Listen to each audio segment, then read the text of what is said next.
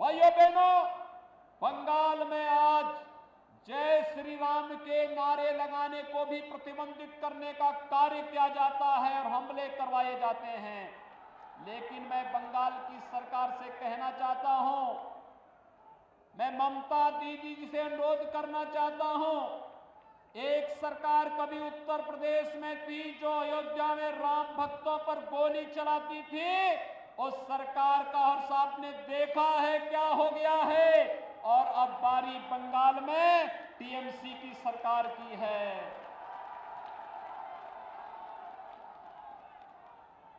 जो भी राम का द्रोही है, याद रखना, मालदा की धरती से ही मैं इस बात को कह रहा हूं। होली आने वाला है अभी कुछ ही दिनों के बाद, और कभी उस कालखंड में भी कुछ लोगों ने भगवान विष्णु और राम का नाम लेने को प्रतिबंधित किया था। होली के अवसर पर हम लोग क्या कहते हैं उसको। और मित्रों, आज बंगाल के अंदर एक बार फिर से जय श्री राम के नारे को प्रतिबंधित करने का कार्य किया जा रहा है। लेकिन याद रखना, भारत की जनता राम के बगैर कोई काम नहीं करती है।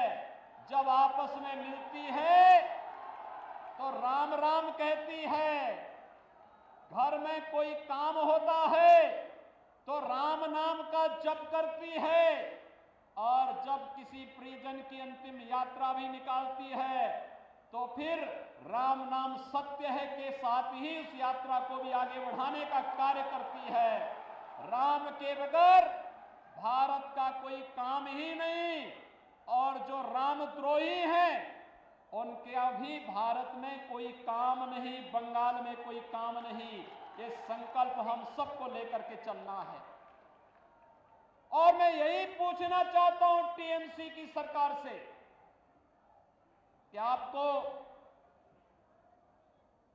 राम भक्तों पर तो कोई रहम नहीं, लेकिन बंगाल के अंदर अराजकता पैदा करने वाले लोगों के साथ आखिर टीएमसी की कौन सी दोस्ती और कौन सी गठबंधन है जिसके कारण वह बंगाल की पूरी व्यवस्था को बदलने पर उतारू हो गए हैं।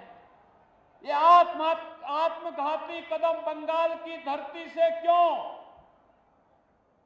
मित्रों, जब देश के यशस्वी प्रधानमंत्री मोदी जी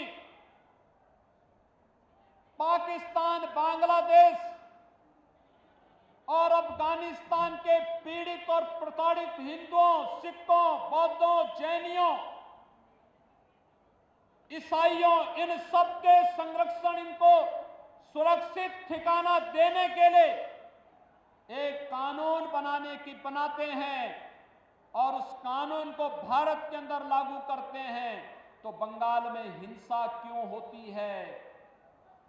ये हिंसा, सत्ता प्रायोजित हिंसा क्यों? यहां पर एक तरफ पीड़ित और प्रताड़ित मानवता को शरण देने की जब बात की जाती है तो यहां की सरकार विरोध करती है, लेकिन जब घुसपैठियों को बाहर करने की बात होती है यहां की सरकार तिलमिला जाती है। यहां की सरकार घुसपैठियों, अवैध घुसपैठियों के साथ में है, उसको यहां की जनता के साथ कोई लेना देना नहीं। खबरों के निष्पक्ष विश्लेषण के लिए सब्सक्राइब करें Jantantra TV and press the bell icon. Never miss any update.